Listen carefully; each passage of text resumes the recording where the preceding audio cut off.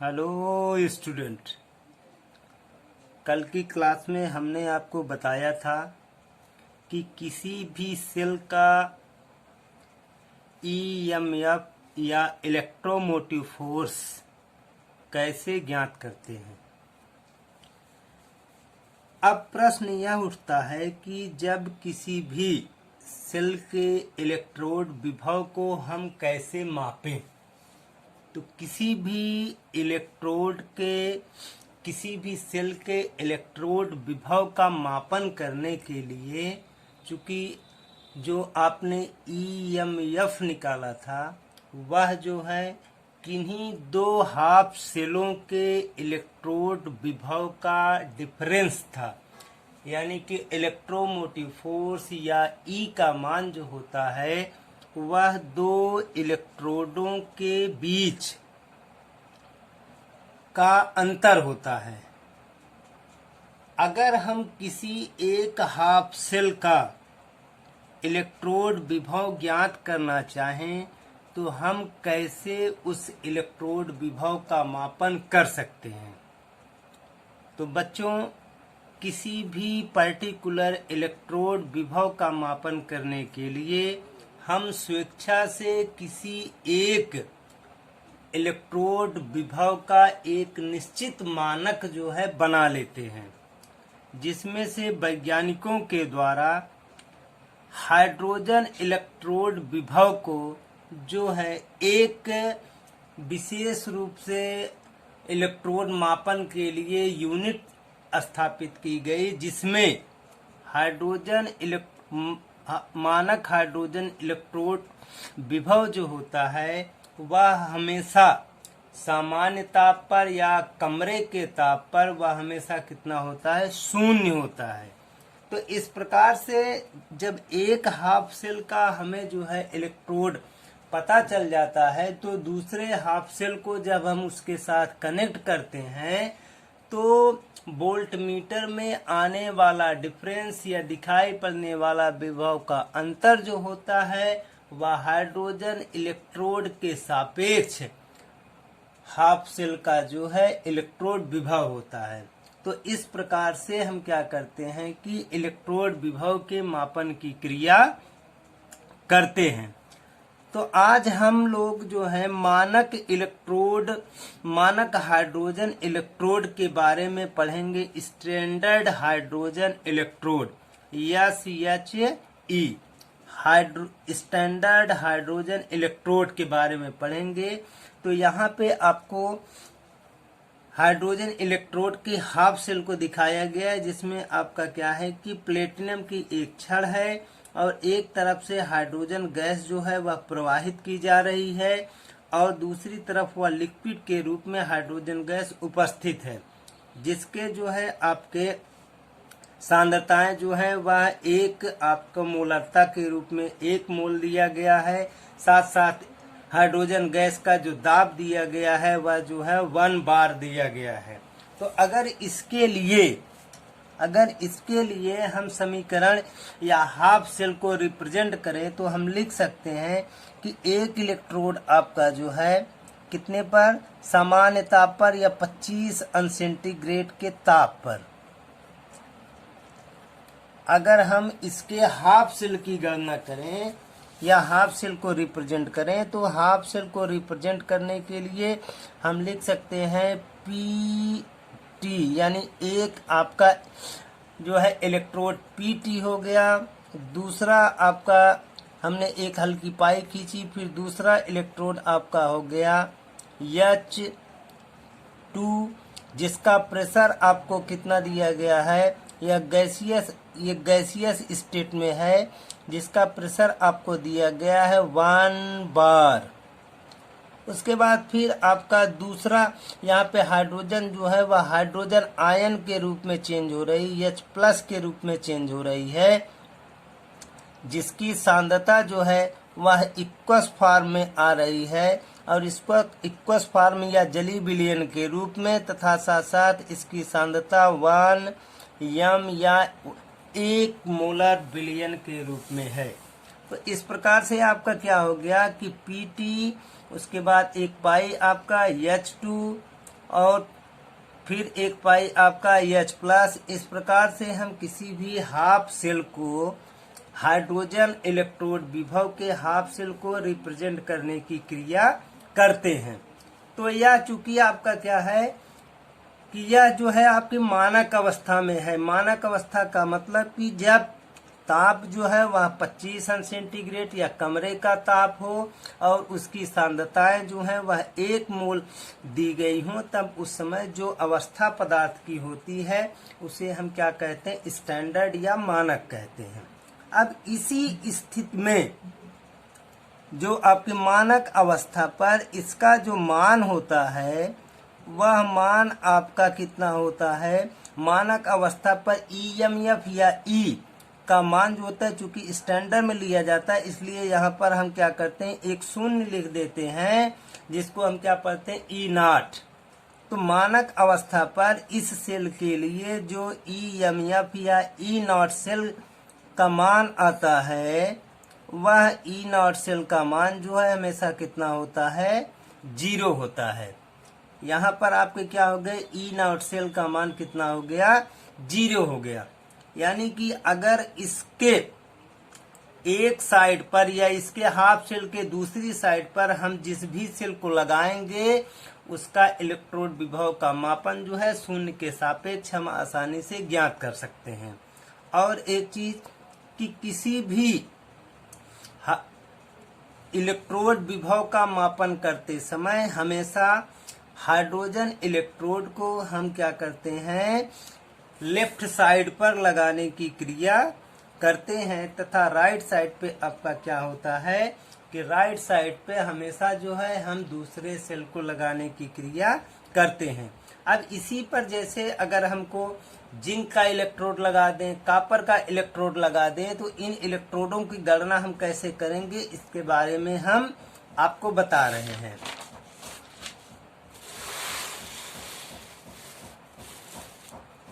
अब जैसे आपका हो गया,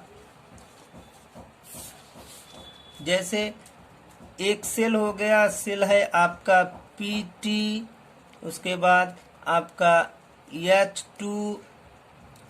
अब यहाँ पे आपका क्या था, यह गैस अवस्था में था तथा साथ साथ इसका प्रेशर जो था 1 बार था। स्टैंडर्ड कंडीशन में हम इन सारी चीज़ों को लिख देते हैं। फिर उसके बाद आपका H प्लस था, उसके बाद इसकी यह इक्वस फॉर्म में है AQ। उसके बाद इसका जो है सांद्रता 1m है। अब यहाँ पे हम क्या करते हैं, सॉल्ट ब्रिज बना देते हैं। सॉल्ट ब्रिज जो कि हमने आपको बनाना बताया था, सॉल्ट ब्रिज बना करके अब यहाँ पर हम दूसरे सेल यानी जैसे जिंक है, जिंक जो है वह चेंज हो रहा है, जिंक से जिंक यहाँ पे चूंकि यह सॉलिड है इसलिए हम यहाँ पे क्या लिख देते हैं, यस लिख देते हैं। फिर एक सिंगल पाई, फिर उसके बाद ये आपका जिंक, जिंक पे आपका क्या हो गया 2+ चूंकि आयनिक कंडीशन में जा रहा है। और यहाँ पे हम क्या लिख देते हैं, AQ लिख देते हैं और यहाँ पर 1m लिख देते हैं। m क्या है आपका, जिंक की सांद्रता है। अब इसके लिए जब हम क्या करेंगे कि इसके लिए सांद्रता को ज्ञात करने की क्रिया करेंगे, जिससे हम क्या करेंगे, EMF का मान निकालेंगे। तो चूंकि यहाँ मानक अवस्था की बात हो रही है इसलिए यह क्या हो जाएगा, E0 हो जाएगा। E0 सेल इक्वल टू आपका E0 R क्या माइनस E0 लेफ्ट। तो हमने आपको पहले भी बताया था कि नॉट हमने क्यों लगाया, क्योंकि मानक, बाकी आप E=ER माइनस E लेफ्ट आप जो है पहले भी पढ़ चुके हैं। तो यहाँ पे मानक अवस्था की बात हो रही है तो आपका क्या हो जाएगा, अब इसको अगर हम हल करेंगे तो यह क्या हो जाएगा,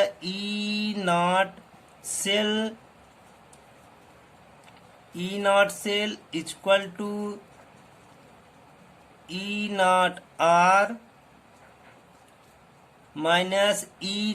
अब E0 R क्या है आपका, E0 R आपका है zinc, minus E nought left आपका क्या है, हाइड्रोजन सेल। तो हाइड्रोजन के हाफ सेल का मान कितना हो जाता है, 0 हो जाता है। तो इस प्रकार से आपका E nought cell equal to आपका क्या हो गया, ई नॉट। अब आर के लिए हम लिख देते हैं क्या, अब चूंकि लिखा जाता है हमेशा किसमें, लिखा जाता है अपचयन विभव के रूप में, इसलिए क्या लिखा जाएगा, जिंक 2+, उसके बाद सिंगल पाई, फिर ये आपका जिंक, ये बराबर आपका क्या हो गया, ये बराबर हो गया ई नॉट सेल के। तो जब हम क्या करते हैं, वोल्ट मीटर में इसका मापन किया जाता है, तो वोल्ट मीटर में इसका मान जो होता है वह कितना आता है, -0.76, या बराबर आपका क्या हो गया, E nought zinc 2+ single pi zinc. इस प्रकार से ये आ गया आपका। इसी प्रकार से अगर हम दूसरे सेल की बात करें, दूसरे सेल में अगर जिंक की जगह कॉपर रख दें तो हमको क्या मिल जाएगा, Pt।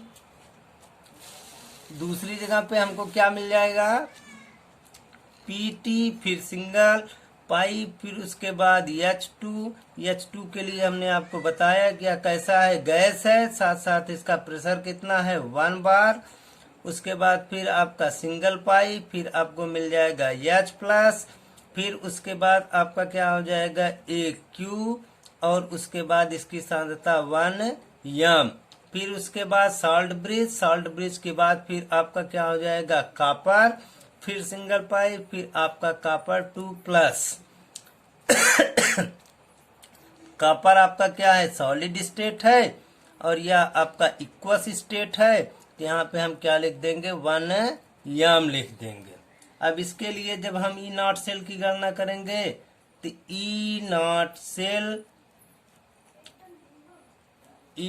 Cell equal to E nought R minus E nought left. तो E nought cell equal to E nought R आपका क्या है, कॉपर के लिए है, माइनस आपका ये 0 हो जाएगा। तो इस प्रकार से आपको क्या मिल गया, E nought cell equal to मिल गया आपका E nought R. E nought R क्या है, कॉपर के लिए है, जिसका जब हम मान वोल्ट मीटर में चेक करेंगे तो वोल्ट मीटर में कितना आता है, 0.34, माइनस करेंगे तो इतना ही मिलेगा। तो इस प्रकार से ये आपका क्या हो गया, ई नॉट आर हो गया, माइनस करने पर ई नॉट सेल जब वोल्ट मीटर में देखा जाएगा तो इसका मान आता है 0.34 इक्वल टू आपका क्या हो गया, ई नॉट आर की जगह पे हम कॉपर लिख देते हैं अपचयन विभव के रूप में, Cu2+, सिंगल पाई, उसके बाद Cu, ये आपका क्या हो गया, सॉलिड हो गया, ये आपका कैसा हो गया, इक्वस हो गया। तो इस प्रकार से 1 m भी लिख देंगे। इस प्रकार से ये मिल गया, तो इसका मान कितना आ गया, 0.34 आ गया। अब इसी के लिए इस प्रकार से आपके क्या हो गया कि हम हाइड्रोजन इलेक्ट्रोड की सहायता से किसी भी इलेक्ट्रोड विभव के मापन की गणना जो है आसानी से कर सकते हैं। अब इस गणना को क्लियर करने के लिए, जैसे मान लो कि अब पूछा जाए कि आपका जो है मानक इलेक्ट्रोड विभव जो है वह किसी डेनियल सेल का कितना होता है, तो डेनियल सेल के लिए अगर हम मानक इलेक्ट्रोड विभव को निकालने की क्रिया करें तो आपका क्या होता है, आपने पाया था डेनियल सेल का फॉर्मूला क्या मिला था आपको मिला था पहली चीज की Zn plus Cu2+ equal to आपका Zn2 प्लस प्लस आपका Cu।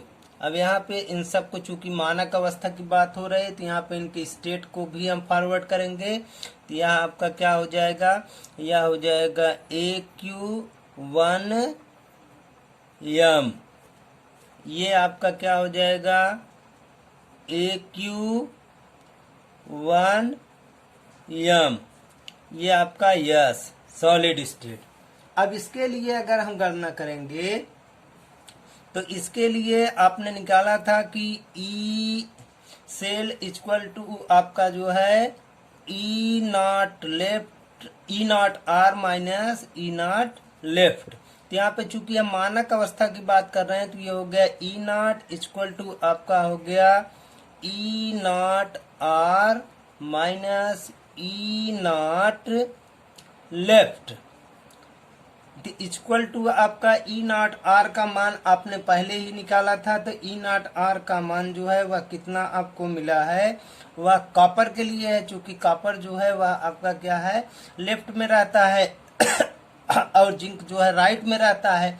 तो कॉपर के लिए आपने जो यहाँ पे कॉपर के लिए मान निकाला था वह कितना निकाला था 0.34 और जिंक के लिए आपने कितना निकाला था -0.76। तो इस प्रकार से आपका क्या हो गया, इस प्रकार से हो गया जी यहाँ पे 0.34 माइनस आपका 0.76। तो इस प्रकार से जब ये आपका क्या हो जाएगा 0.34 माइनस माइनस जो है प्लस हो गया तो ये आपका हो गया प्लस 0.76। दोनों को जोड़ देंगे तो ये हो जाएगा आपका 1.10 वोल्ट। यानी कि डेनियल सेल के ई नॉट सेल का मान जो होता है वह कितना होता है 1.10 वोल्ट। यहाँ तक आपको समझ में आया। फिर अब एक चीज और ध्यान रखिए कि जब किसी सेल का इलेक्ट्रोड विभव का मान जो है वह धनात्मक होता है तो वह एक अच्छा रिड्यूसिंग एजेंट होता है। अर्थात वह जो है किसी भी दूसरे पदार्थ को वह क्या करता है आसानी के साथ ऑक्सीडाइज कर सकता है, ऑक्सीकृत कर सकता है। दूसरे शब्दों में जिसका ई नॉट सेल का मान जो है धनात्मक होता है वह आसानी के साथ इलेक्ट्रॉन को ग्रहण करके खुद जो है वह अपचयित हो जाता है। और दूसरी तरफ जिसका जो है आपका ई नॉट सेल का मान जो है वह हमेशा क्या होता है ऋणात्मक होता है। वह जो है हमेशा इलेक्ट्रॉन को क्या करता है, इलेक्ट्रॉन को जो है लूज करता है, जिसके परिणाम स्वरूप वह आसानी से अपचयित नहीं हो पाता है। इस प्रकार से हमने जाना कि डेनियल सेल क्या होता है और उसके पश्चात उस डेनियल सेल के EMF की गणना या इलेक्ट्रोमोटिव फोर्स की गणना हम कैसे करते हैं। फिर उसके पश्चात हमने जाना कि सिंगल कोई भी अकेले अगर हाफ सेल है तो उस हाफ सेल के इलेक्ट्रोड विभव का मापन जो है वह कैसे किया जाता है, तथा साथ साथ किसी भी हाइड्रोजन इलेक्ट्रोड विभव की सहायता से हम हाफ सेल की गणना करने के पश्चात हमने पाया कि डेनियल सेल के मानक इलेक्ट्रोड विभव का मान जो होता है या EMF का मान जो होता है, इलेक्ट्रोमोटिव फोर्स का मान जो है वह 1.10 वोल्ट होता है। तो परीक्षा में आपसे ये सारी चीजें अभी पूछी नहीं जाएंगी। केवल परीक्षा में आपके ऑक्सीडेशन क्या होता है, रिडक्शन क्या होता है, ये आपसे पूछा जाएगा। तो किस हाफ सेल पे जो है ऑक्सीडेशन होता है, किस हाफ सेल पर रिडक्शन होता है, ये आपको बताना होगा, क्योंकि ये सारी चीजें आपके सिलेबस से हटा दी गई हैं। अब अगला जो आपका टॉपिक है नर्स समीकरण है। तो नर्स समीकरण के बारे में कल हम आपसे चर्चा करेंगे, जो कि आपका टॉपिक है, जो आपके परीक्षा के दृष्टिकोण से भी बहुत महत्वपूर्ण है। और वो चीजें इसी के अकॉर्डिंग या डैनियल सेल और साथ साथ हाइड्रोजन इलेक्ट्रोड विभव की सहायता से ही ज्ञात की जा सकती हैं या अच्छे से समझ में आती हैं। इसलिए इन दोनों टॉपिक को जो है आप अच्छे से समझ लेंगे और कल के टॉपिक को जिससे आसानी से समझने में आपको आ जाए। थैंक्स।